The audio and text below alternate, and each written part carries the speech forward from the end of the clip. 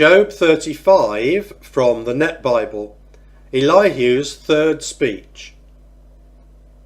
Then Elihu answered, "Do you think this to be just when you say, 'my right before God'? But you say, 'What will it profit you? And what do I gain by not sinning?' I will reply to you and to your friends with you. Gaze at the heavens and see. Consider the clouds which are higher than you. If you sin, how does it affect God? If your transgressions are many, what does it do to him? If you are righteous, what do you give to God? Or what does he receive from your hand? Your wickedness affects only a person like yourself, and your righteousness only other people. People cry out because of the excess of oppression. They cry out for help because of the power of the mighty. But no one says, 'Where is God, my Creator, who gives songs in the night, who teaches us more than the wild animals of the earth, who makes us wiser than the birds of the sky?' Then they cry out. But he does not answer because of the arrogance of the wicked. Surely it is an empty cry. God does not hear it. The Almighty does not take notice of it. How much less, then, when you say that you do not perceive him, that the case is before him and you are waiting for him? And further, when you say that his anger does not punish, and that he does not know transgression. So Job opens his mouth to no purpose. Without knowledge he multiplies words. Job 36 from the Net Bible, Elihu's fourth speech. Elihu said further, "Be patient with me a little longer, and I will instruct you, for I still have words to speak on God's behalf. With my knowledge, I will speak comprehensively, and to my Creator I will ascribe righteousness.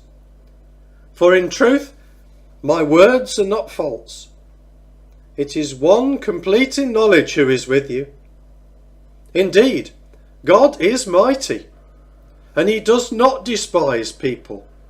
He is mighty and firm in his intent. He does not allow the wicked to live, but he gives justice to the poor. He does not take his eyes off the righteous, but with kings on the throne he seats the righteous and exalts them forever. But if they are bound in chains and held captive by the cords of affliction, then he reveals to them what they have done and their transgressions, that they were behaving proudly. And he reveals this for correction, and says that they must turn from evil. If they obey and serve him, they live out their days in prosperity and their years in pleasantness. But if they refuse to listen, they pass over the river of death and expire without knowledge. The godless at heart nourish anger. They do not cry out even when he binds them. They die in their youth, and their life ends among the male cultic prostitutes. He delivers the afflicted by their afflictions. He reveals himself to them by their suffering. And surely he drew you from the mouth of distress to a wide place, unrestricted, and to the comfort of your table filled with rich food. But now you are preoccupied with the judgment due the wicked. Judgment and justice take hold of you. Be careful that no one entices you with riches. Do not let a large bribe turn you aside. Would your wealth sustain you, so that you would not be in distress, even all your mighty efforts? Do not long for the cover of night to drag people away from their homes. Take heed, do not turn to evil, for because of this you have been tested by affliction. Indeed, God is exalted in his power. Who is a teacher like him? Who has prescribed his ways for him, or said to him, you have done what is wicked? Remember to extol his work, which people have praised in song. All humanity has seen it. People gaze on it from afar. The work and wisdom of God. Yes, God is great, beyond our knowledge. The number of his years is unsearchable. He draws up drops of water. They distill the rain into its mist, which the clouds pour down and shower on humankind abundantly. Who can understand the spreading of the clouds, the thunderings of his pavilion? See how he scattered his lightning about him. He has covered the depths of the sea. It is by these that he judges the nations and supplies food in abundance. With his hands he covers the lightning and directs it against its target. His thunder announces the coming storm, the cattle also concerning the storm's approach. Zechariah 11 from the Net Bible. The history and future of Judah's wicked kings. Open your gates, Lebanon, so that the fire may consume your cedars. Howl, fir tree, because the cedar has fallen. The majestic trees have been destroyed. Howl, oaks of Bashan, because the impenetrable forest has fallen. Listen to the howling of shepherds, because their magnificence has been destroyed. Listen to the roaring of young lions, because the thickets of the Jordan have been devastated. The Lord my God says this: shepherd the flock set aside for slaughter. Those who buy them slaughter them, and are not held guilty. Those who sell them say, blessed be the Lord, for I am rich. Their own shepherds have no compassion for them. Indeed, I will no longer have compassion on the people of the land, says the Lord. But instead, I will turn every last person over to his neighbour and his king. They will devastate the land, and I will not deliver it from them. So I began to shepherd the flock destined for slaughter, the most afflicted of all the flock. Then I took 2 staffs, calling one pleasantness and the other binders, and I tended the flock. Next, I eradicated the 3 shepherds in 1 month, for I ran out of patience with them, and indeed they detested me as well. I then said, I will not shepherd you. What is to die, let it die, and what is to be eradicated, let it be eradicated. As for those who survive, let them eat each other's flesh. Then I took my staff, pleasantness, and cut it in 2, to annul my covenant that I had made with all the people. So it was annulled that very day. And then the most afflicted of the flock who kept faith with me knew that that was the word of the Lord. Then I said to them, if it seems good to you, pay me my wages, but if not, forget it.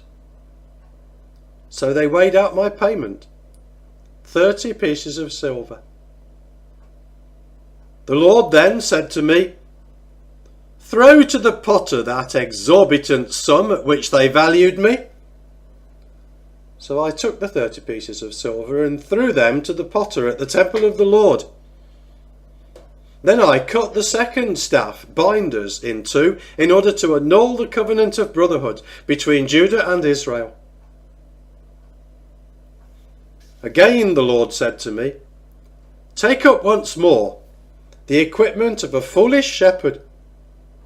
Indeed, I am about to raise up a shepherd in the land who will not take heed to the sheep headed to slaughter, will not seek the scattered, and will not heal the injured. Moreover, he will not nourish the one that is healthy, but instead will eat the meat of the fat sheep and tear off their hooves. Woe to the worthless shepherd who abandons the flock. May a sword fall on his arm and his right eye. May his arm wither completely away, and his right eye become completely blind. Revelation 12 from the Net Bible.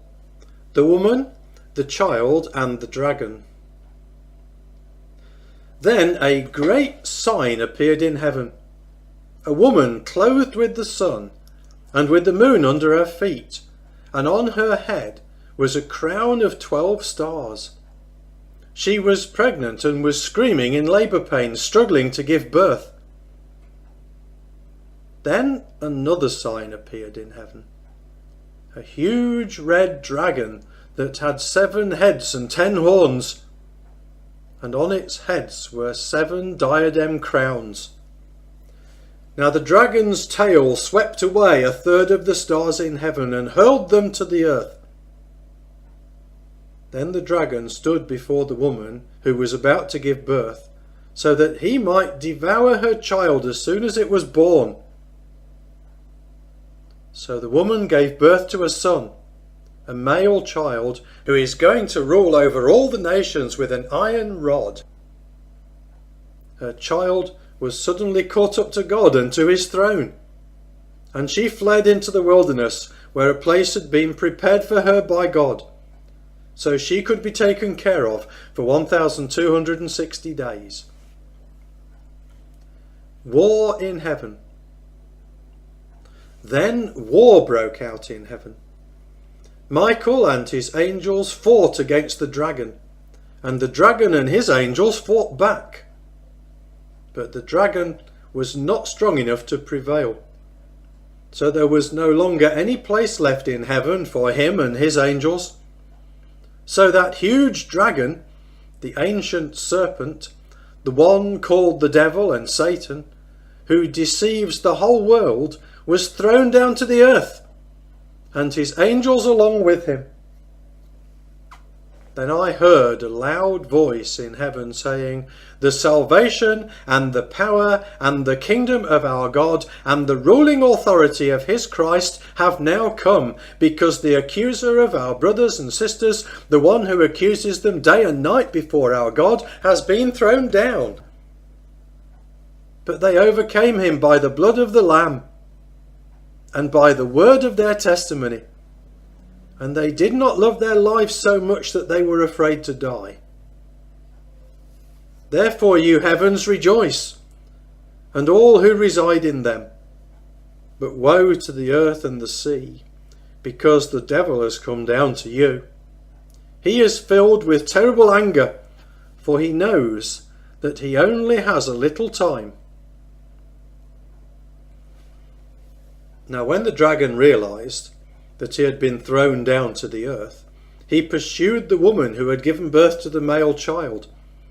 But the woman was given the 2 wings of a giant eagle, so that she could fly out into the wilderness, to the place God prepared for her, where she is taken care of, away from the presence of the serpent, for a time, times, and half a time.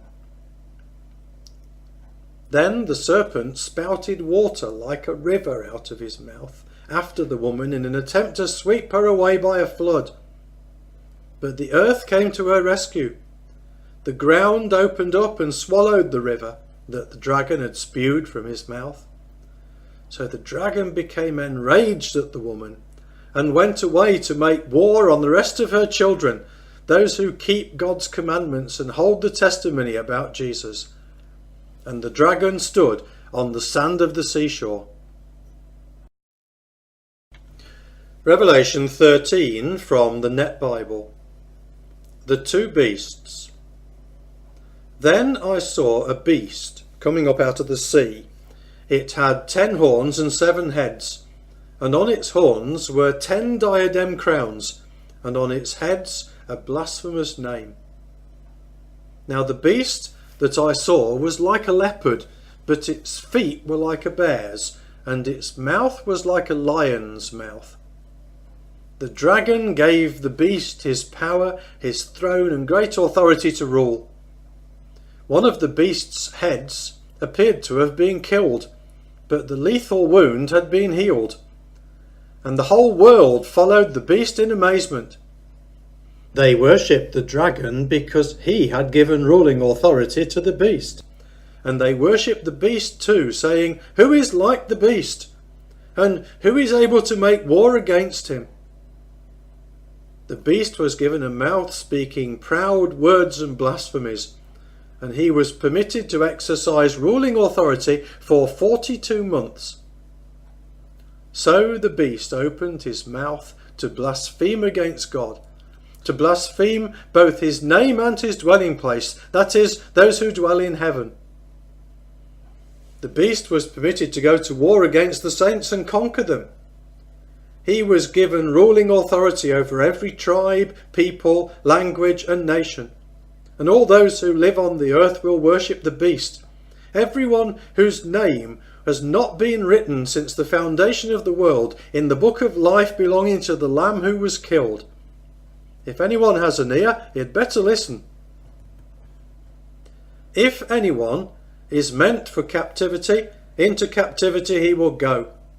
If anyone is to be killed by the sword, then by the sword he must be killed. This requires steadfast endurance and faith from the saints. Then I saw another beast coming up from the earth. He had 2 horns like a lamb, but was speaking like a dragon. He exercised all the ruling authority of the first beast on his behalf, and made the earth and those who inhabit it worship the first beast, the one whose lethal wound had been healed. He performed momentous signs, even making fire come down from heaven to earth in front of people, and, by the signs he was permitted to perform on behalf of the beast, he deceived those who live on the earth. He told those who live on the earth to make an image to the beast, who had been wounded by the sword but still lived. The second beast was empowered to give life to the image of the first beast so that it could speak, and could cause all those who did not worship the image of the beast to be killed. He also caused everyone, small and great, rich and poor, free and slave, to obtain a mark on their right hand or on their forehead. Thus, no one was allowed to buy or sell things unless he bore the mark of the beast, that is, his name or his number. This calls for wisdom. Let the one who has insight calculate the beast's number, for it is man's number, and his number is 666.